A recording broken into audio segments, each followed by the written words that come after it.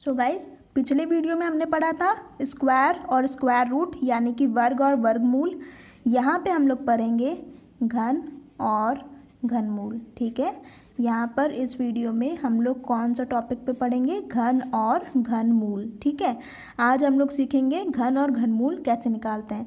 तो घन निकालने का तरीका, एक ट्रिक मैंने ऑलरेडी प्रोवाइड करा दिया है, तो आप प्लेलिस्ट पे जाके चेक कर सकते हैं। ठीक है, वो देख लीजिएगा, ट्रिक मिल जाएगा आपको।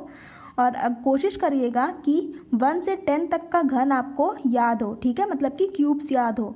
जैसे कि यहाँ पे लिख लेते हैं, 1 का क्यूब क्या होता है? 1। 2 का होता है 8। 3 का होता है 27। 4 का होता है 64। 5 का होता है 125। घन क्या होता है वो तो पता है आपको, कि एक ही संख्या को 3 बार गुणा करते हैं, इसी एक ही संख्या को। ठीक है, उसको 3 बार जब गुणा करेंगे तो जो हमारा वैल्यू निकल के आता है उसको बोलते हैं घन। ठीक है, तो इसी तरह से 2 को जब 3 बार गुणा करेंगे, 2 इंटू 2 इंटू 2, तो क्या करेंगे? तो क्या आएगा? 2 2 जा 4, 4 2 जा 8। तो आंसर कितना आएगा? 8। तो 2 का क्यूब कितना होता है? 8 होता है। ठीक है, इसी तरह से 3 का क्यूब कितना होता है? 27 होता है।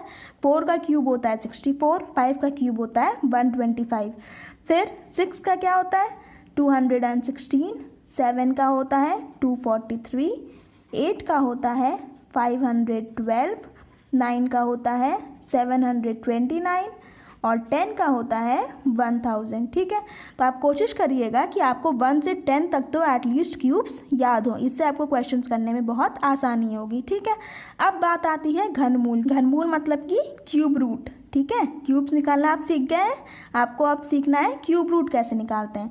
तो क्यूब रूट निकालने का मेथड है, किसी संख्या का घनमूल ज्ञात करने के लिए उस संख्या को गुणनखंड के रूप में तोड़कर एक ही प्रकार की 3 गुणनखंड बना लिया जाता है। ठीक है, बराबर गुणनखंडों में से एक एक गुणनखंड को लेकर इन्हें गुणा करके अभीष्ट घनमूल प्राप्त किया जाता है। ठीक है, जैसे कि आप ये देखिए, क्वेश्चन से हम लोग बहुत आसानी से समझेंगे। तो क्वेश्चन देखते हैं। वर्गमूल में हमने पढ़ा था 2 मेथड से निकालना है ना, 2 विधि से निकालना सीखा था। कौन कौन सा? गुणनखंड विधि और भाग विधि।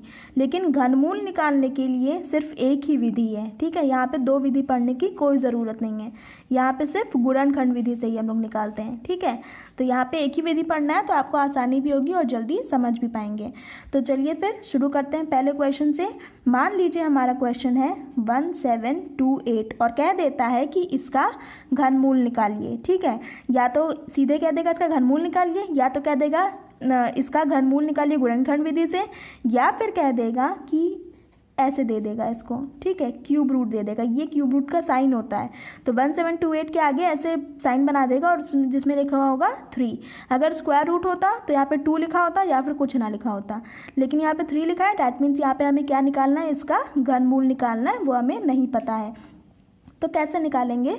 गुणनखंड विधि से करना है, तो जाहिर सी बात है हमें फैक्टर्स निकालने पड़ेंगे इसके। वो कैसे निकालते हैं? जैसे हम लोग स्क्वायर रूट में निकाले थे वर्गमूल में, सेम उसी तरह से निकालना है। पहले सबसे पहले 2 से जाएगा, 2 8 जा 16, 2 6 जा 12, 2 4 जा 8। फिर 2 से जाएगा, 2 4 जा 8, 2 3 जा 6, 2 2 जा 4। फिर 2 से 2 2 जा 4, 2 1 जा 2, 2 6 जा 12। फिर 2 से 2 1 जा 2, क्योंकि अब 2 गिनती एक साथ उतर रही है तो बीच में 0 लगेगा। 2 8 जा 16, 2 5 जा 10, 2 4 जा 8, 2 2 जा 4, 2 7 जा 14।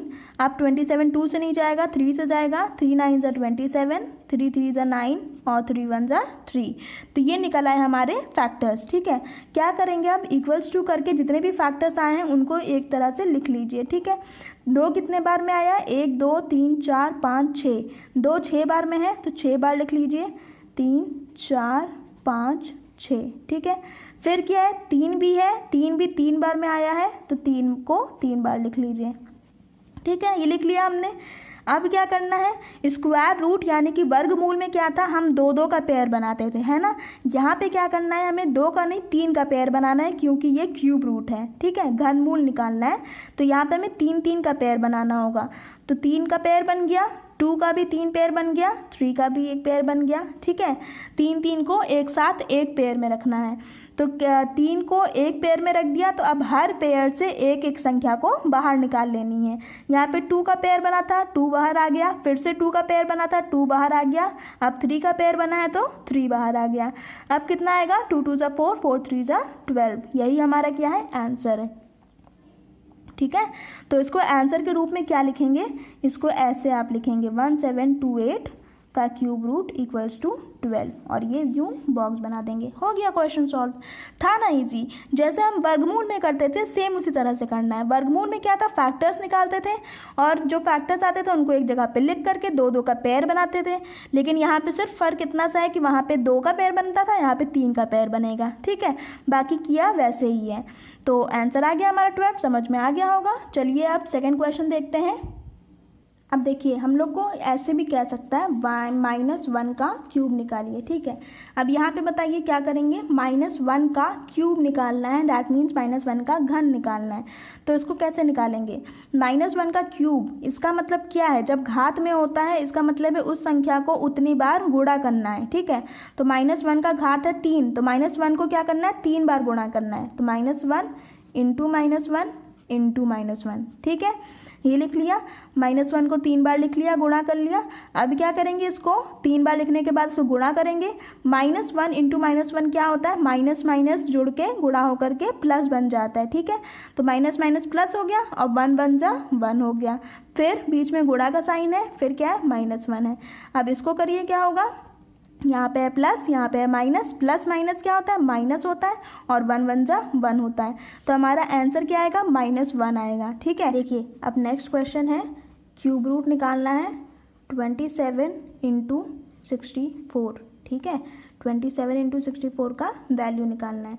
तो बताइए अब कैसे निकालेंगे, क्या करेंगे। ये हमने एक प्रॉपर्टी पढ़ी थी, रूल्स पढ़ा था, क्या था कि जब 2 गुणा होता है अंदर क्यूब रूट में या फिर स्क्वायर रूट में, क्या करते हैं उसको अलग अलग कर सकते हैं। तो इसको पहले अलग अलग कर लेते हैं। क्यूब रूट जो है पहले 27 के साथ आएगा, फिर बीच में क्या था, गुणा का साइन था, फिर है 64, तो क्यूब रूट को 64 के साथ करेंगे। ठीक है, तो क्यूब रूट को 64 के साथ कर दिया। अब अगर आपको क्यूब्स याद होंगे तो आप जान सकते हैं कि 27 किसका क्यूब होता है, 3 का होता है ना। 27 3 का क्यूब होता है 27, और 64 किसका होता है, 4 का क्यूब होता है 64। तो किसका किसका आया, 27 का क्या आएगा 3, और 64 का क्यूब रूट क्या होगा 4। डैट मीन्स 4 3 ज़ा 12। ये हमारा क्या है, आंसर हो गया। या तो आप ऐसे कर सकते हैं कि ये आपका क्वेश्चन था, तो इसको क्या करिए, जैसे कि हम लोग फैक्टर्स निकालना सीखे हैं ना, तो 27 का क्या करिए, फैक्टर्स निकाल लीजिए। 3 से नहीं जाएगा, 2 से नहीं जाएगा, 3 से जाएगा, 3 9 ज़ा 27, 3 3 ज़ा 9, 3 1 ज़ा 3। इसी तरह से 64 के भी फैक्टर्स निकाल लीजिए। क्या आएगा, 2 3 ज़ा 6, 2 2 ज़ा 4, 2 1 ज़ा 2, 2 6 ज़ा 12, 2 8 ज़ा 16, 2 4 ज़ा 8, 2 2 ज़ा 4 और 2 1 ज़ा 2। अब इसी को लिख लीजिए। 27 के फैक्टर्स क्या क्या है, 3 इंटू 3 इंटू 3। ठीक है, फिर बीच में था गुणा का साइन। 64 के फैक्टर्स लिख लीजिए, 1 2 3 4 5 6, 6 बार है 2, 1 2 3 4 5 6। ठीक है, ये हमने लिख लिया है इस तरह से। अब क्या करते हैं, 3 3 के पेयर्स बनाते हैं। 3 3 के पेयर्स बना लीजिए। क्या आएगा निकल के, 3 इंटू 2 इंटू 2, 3 2 ज़ा 6, 6 2 ज़ा 12। देखिए सेम आंसर आ गया हमारा। तो आप दोनों मेथड से कर सकते हैं। अगर आपको याद है तो 27 की जगह पे आप 3 लिख सकते हैं डायरेक्ट, 64 की जगह पे 4 लिख सकते हैं, फिर 3 4 ज़ा 12 होता है। नहीं तो आप अलग अलग फैक्टर्स निकाल लीजिए, 27 के फैक्टर निकाल लीजिए, फिर 64 के फैक्टर्स निकाल लीजिए, उसको एक जगह पे लिख लीजिए, और फिर क्या करिए, पेयर्स बना लीजिए, एक एक गिनती उसकी बाहर निकाल लीजिए और फिर उनको गुणा करके लिख लीजिए। हो गया आंसर। ठीक है, अब चलिए नेक्स्ट क्वेश्चन देखते हैं। हमारे लेवल्स बढ़ते जाएंगे। ठीक है, पहले आसान क्वेश्चन किया, अब थोड़ा सा डिफ़िकल्ट करेंगे। अब क्या आएगा हमारा, फ्रैक्शन में आएगा। अब अगर फ्रैक्शन में क्वेश्चन आ जाता है आपको तो आप कैसे करेंगे वो जानते हैं। तो देखिए अब क्या है, इसका घनमूल निकालना है, मतलब कि इसका क्यूब रूट निकालना है। तो कैसे निकलेगा, सबसे पहले तो ये मिक्स्ड फ्रैक्शन में दिया है तो इसको फ्रैक्शन में कर लीजिए। क्या करेंगे, 29 इंटू 1000 प्लस 791। तो क्या आएगा, 29 791। 29,000 जा 29,000 प्लस 791 करेंगे तो प्लस हो जाएगा। इतना आएगा, और अपॉन में क्या था 1000 था। ठीक है, फ्रैक्शन में आ गया हमारा। अब क्या करेंगे, न्यूमरेटर का अलग फैक्टर्स निकाल लीजिए, डिनोमिनेटर के अलग फैक्टर्स निकाल लीजिए, बस हो गया सॉल्व। कितना ईजी था। ठीक है, ये मिक्स फ्रैक्शन देख के घबराने की ज़रूरत नहीं है। क्या करेंगे, मिक्स फ्रैक्शन को फ्रैक्शन में कर लेंगे, और अगर फ्रैक्शन ही क्वेश्चन में आता है तो आप न्यूमरेटर का अलग घनमूल निकाल लीजिए, ठीक है, और डिनोमिनेटर का अलग घनमूल निकाल लीजिए। तो अगर इसका आप निकालेंगे तो क्या आएगा, 31 इंटू 31 इंटू 31, ठीक है, और अपॉन में क्या आएगा 10 इंटू 10 इंटू 10, ठीक है। इसके फैक्टर जब आप निकालेंगे ना तो 31 ही आएगा, ठीक है। तो 31 को 3 बार में आएगा, और 1000 के फैक्टर्स क्या क्या आएंगे, 10 इंटू 10 इंटू 10। तो आप यहाँ से डायरेक्ट कर सकते हैं कि 3 का पेयर है ये, तो एक गिनती बाहर निकल आएगी। यहाँ पे भी 3 का पेयर है तो एक गिनती बाहर निकल आएगी। दैट मीन्स आंसर क्या आएगा 3.1, ठीक है। यही हमारा फाइनल आंसर है। ठीक है, अब चलिए नेक्स्ट क्वेश्चन करते हैं। अब नेक्स्ट क्वेश्चन कौन सा टाइप है हमारा, डेसिमल का है। अब मान लीजिए आपको क्वेश्चन आ जाता है डेसिमल का, तो इसको कैसे आप सॉल्व करेंगे। ठीक है, अगर ये डेसिमल में क्वेश्चन आ जाता है और कह देता है घनमूल निकालिए, तो आप कैसे निकालेंगे। तो यहाँ पे भी कुछ डरने की ज़रूरत नहीं है। डेसिमल में क्या करते हैं हम लोग, पॉइंट, जैसे ये हमारा क्वेश्चन था, क्या करते हैं पॉइंट हटाते हैं और पॉइंट के बाद जितनी गिनती होती है, 3 गिनती है, 3 जीरो नीचे लगा देते हैं। ठीक है, 15.625 था, पॉइंट हटाया, पॉइंट के बाद 3 गिनती थी, 3 जीरो नीचे लग गई। अभी क्या करेंगे, 15625 अपॉन 1000, देखिए फिर से आपका फ्रैक्शन में आ गया। अभी हमने फ्रैक्शन को निकालना सीखा है। 15625 का अलग फैक्टर्स ले लीजिए, 1000 के अलग फैक्टर्स ले लीजिए। तो कैसे करेंगे, 15625 का अगर फैक्टर्स निकालेंगे तो क्या आएगा, 5 into 5 into 5 into 5 into 5 into 5, ठीक है। आप निकाल के देख लीजिएगा, यही आएगा। और नीचे क्या आएगा, 1000 के फैक्टर्स 10 इंटू 10 इंटू 10, ठीक है। अब 3 3 का पेयर बना लीजिए, ये 3 का पेयर बन गया, ये 3 का पेयर बन गया, ये 3 का पेयर बन गया। डैट मीन्स 3 में से एक नंबर बाहर आएगा। यहाँ पे भी 3 का पेयर बना था, एक नंबर बाहर आएगा, और नीचे एक नंबर आ जाएगा, मतलब 10। फिर क्या आएगा, 5 5 = 25 अपॉन में 10, एक जीरो है, डैट मीन्स एक गिनती के बाद पॉइंट लगेगा, तो आंसर कितना आएगा 2.5, ठीक है। चलिए अब एक और क्वेश्चन देखते हैं।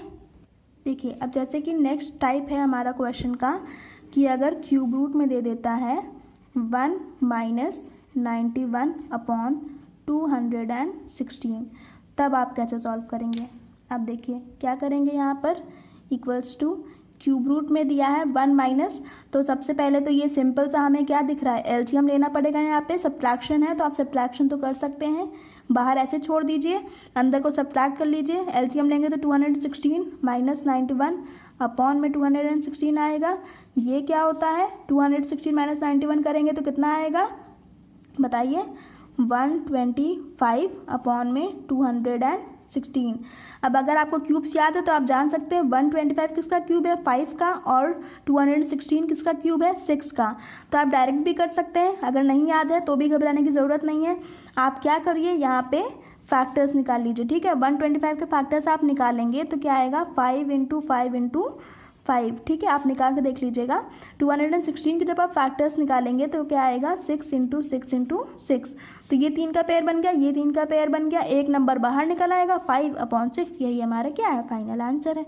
हो गया सॉल्व, समझ में आ गया अच्छे से। अब एक और देख लेते हैं क्वेश्चन लास्ट, वो भी थोड़ा सा अलग सा है, तो वो भी देख लेते हैं, वो टाइप भी। तो देखिए क्या है क्वेश्चन, क्यूब रूट में है क्या है, 1 प्लस फिर एक क्यूब रूट है और है अंदर 343, ठीक है। इसको सॉल्व करना है। तो अब क्या करेंगे, कैसे निकालेंगे, पहले वाले को, पिछले वाले वर्गमूल में मैंने बताया था कि पहले छोटे को सॉल्व करते हैं, ठीक है। पहले अंदर वाले को सॉल्व करते हैं, तो बाहर वाले को ऐसे ही छोड़ देते हैं। 1 प्लस, आप क्या करिए, 343 का क्यूब अगर आपको नहीं याद है कि ये किसका क्यूब रूट होता है, तो आप इसके फैक्टर्स निकाल लीजिए। फैक्टर्स निकाल लेंगे तो एक 3 का पेयर बन जाएगा, फिर एक गिनती बाहर निकल आएगी। या आपको अगर याद है तो बहुत ही बढ़िया बात है। ये किसका फैक्टर होता है, 7 का होता है, ठीक है। 7 का क्यूब जब आप करेंगे तो 343 ही आएगा। अब देखिए क्या हो जाएगा, बाहर क्यूब रूट था, 1 + 7 होता है 8।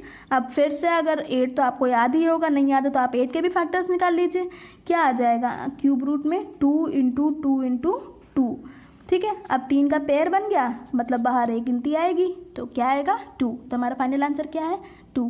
आई होप सो गाइज आपको सारे टाइप समझ में आ गए होंगे। हमने कई सारे टाइप्स किए हैं, आप ध्यान से देखिएगा, ठीक है, फिर से पढ़िएगा और ज़्यादा से ज़्यादा प्रैक्टिस करिएगा।